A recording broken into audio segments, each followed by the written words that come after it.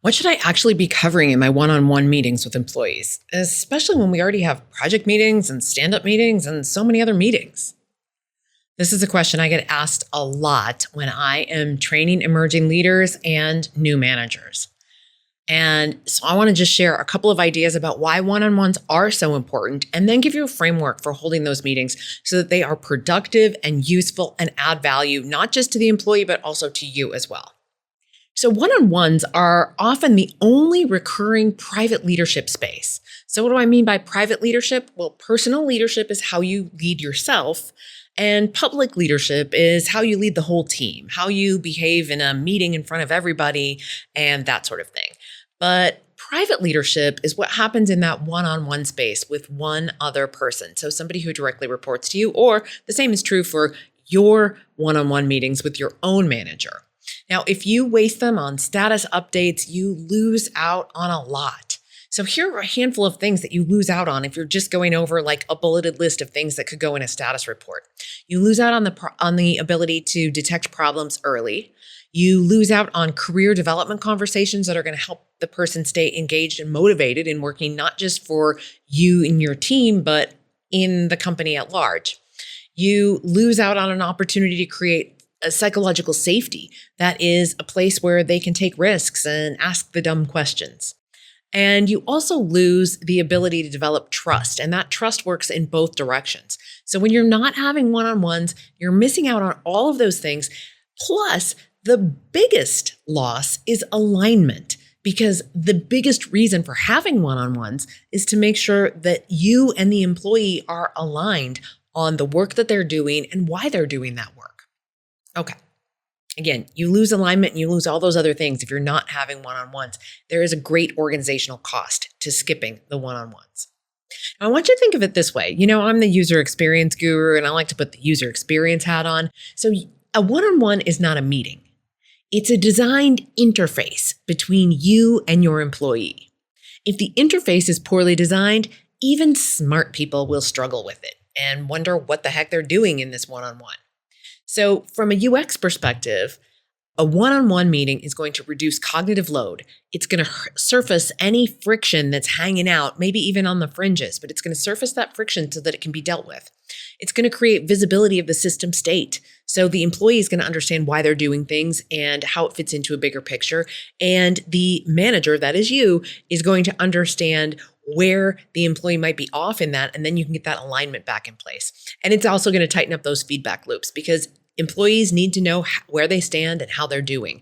And what the research shows on new employees is that they need more feedback, and they need more positive feedback as well, because they're living in a sea of uncertainty and they don't know if they're doing things right. So if this is a newer employee, you want to err towards more feedback and more positive feedback. And that can be in those one-on-ones as well. I mean, don't give them positive feedback if it's not merited. I don't mean to blow smoke, but I do mean that when they are on the right track, you want to acknowledge that, because if you've heard me talk at any length, you've probably heard me say, what gets acknowledged gets repeated. So again, when those newer in tenure employees are on the right track, make sure they know that.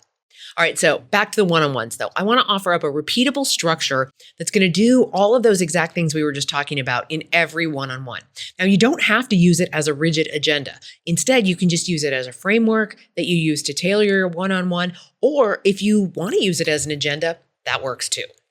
It's the focus, friction, forward motion framework. Now, if you've been a longtime listener to the podcast, or even not that long time of a listener to the podcast, I did talk about this a couple months ago in episode 250. And the title of that episode was Make It Obvious, the Leadership Cost of Being Unclear. And that episode was essentially about affordances.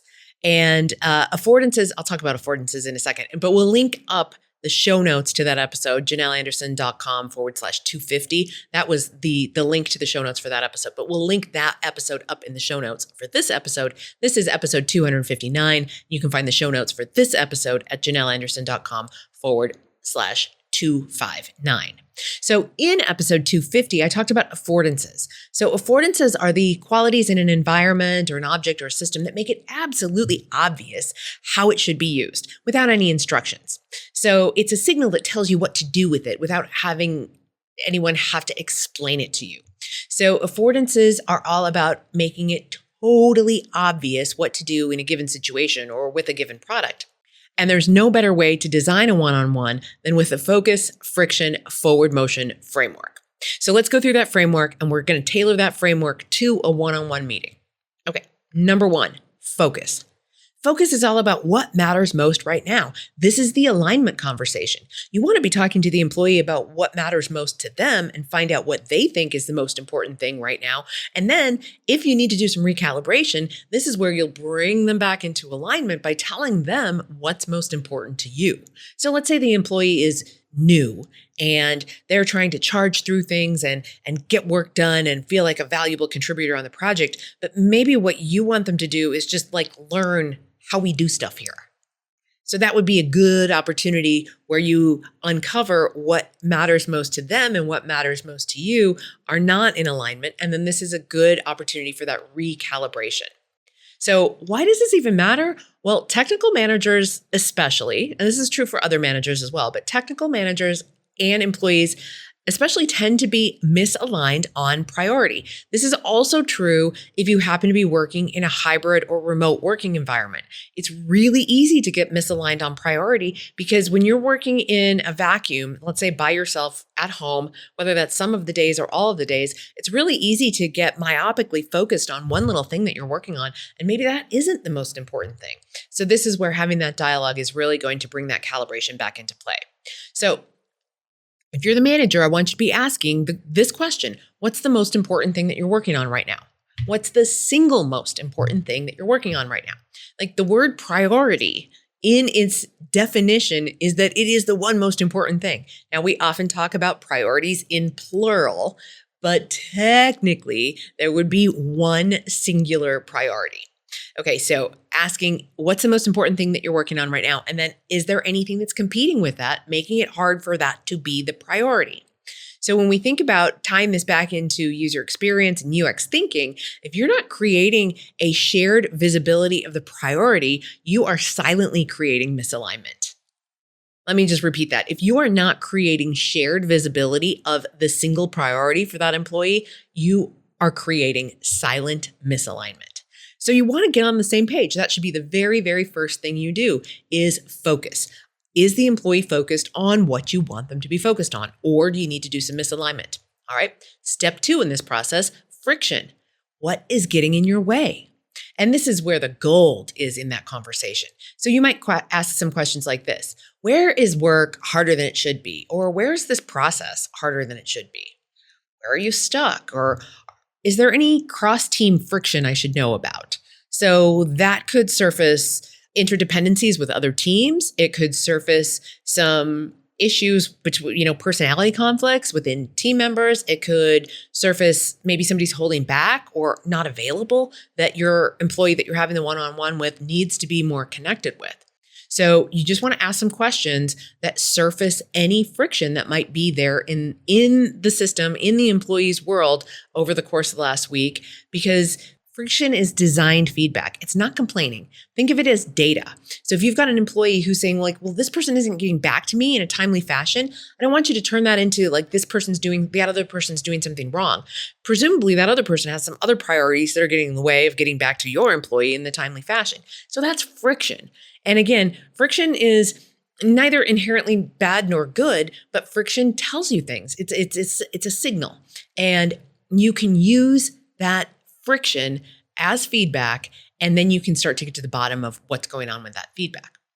So this also is shifting managers away from saying tell me all the things you got done and tell me all the things that are on your to-do list for next week, because that can easily be handled in a status report. So you're shifting away from show me which boxes you've checked towards a conversation that's more like, tell me what's slowing you down. Tell me where you're getting stuck. And that is a much more leadership forward approach to take in a one-on-one meeting. All right, now let's go on to step 3, forward motion. And that is, what support do you need from me as your manager in order to make forward motion and continue the momentum on the things that you're working on? And this prevents passive one-on-ones. And as the manager, as the leader, you're likely to get some things on your to-do list here too. But that is part of your job, is to be in service of your employee and to make the space available for them to get their work done. So Do you need any decisions from me? Is there any place where you need air cover? Like you need me to like advocate for you? Maybe it's with an interdisciplinary thing and somebody's not getting back to them. Maybe you're the person who, whether you need to step in and intervene, or maybe just simply get CC'd on an email requesting the information that you need. Or that employee needs. And then, another great question to ask in this part of the one-on-one is, what would make next week go better for you? What would make next week smoother for you? Now, as you sit back and think about these 3 steps in this 3-part framework, and it is, again, focus, friction, and forward motion. When you think about this framework in the context of one-on-ones, I want you to be left with this idea that a well-designed one-on-one is going to reduce errors before they happen. It is going to reduce friction, and it is ultimately going to make that employee more productive and more felt, seen, and heard. Now, let me just get at 3 common mistakes. Actually, no, let me give you 4 because there's a lot of common mistakes people make in one-on-ones. But let me just give you 4 quick common mistakes people do in one-on-ones so that you can avoid them. Number 1, letting the employee come into that meeting unprepared.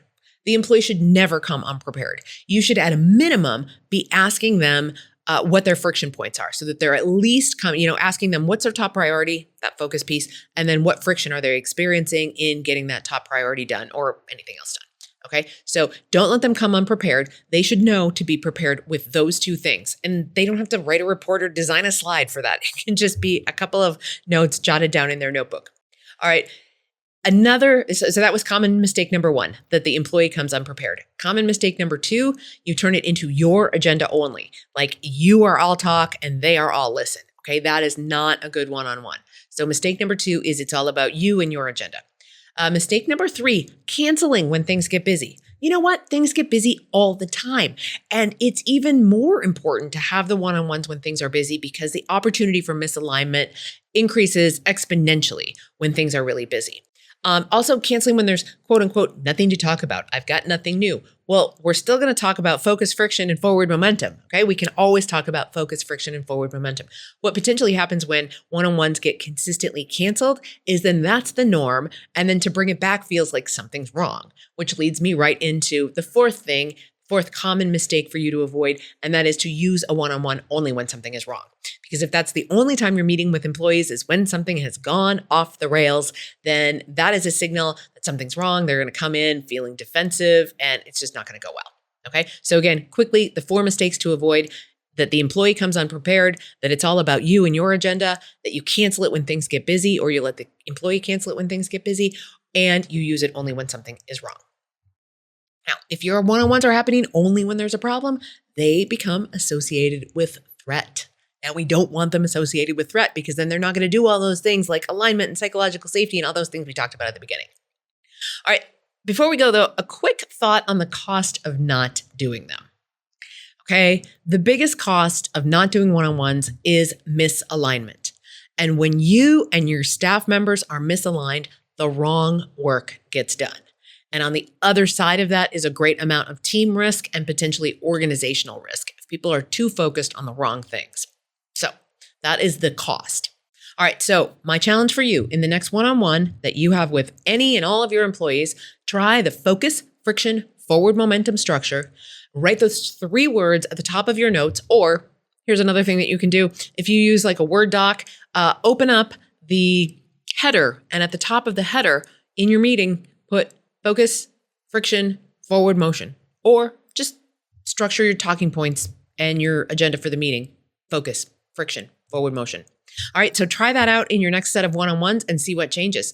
And if you are an individual contributor listening to this episode, you can use this as well. You can either ask your manager to cover things in that order in your one-on-one: focus, friction, and forward motion. And if you feel uncomfortable, just blame it on me and send them the link to this episode so that they can listen to it themselves and know the philosophy behind it. Or you can simply guide the conversation yourself in that way: focus, friction, forward motion.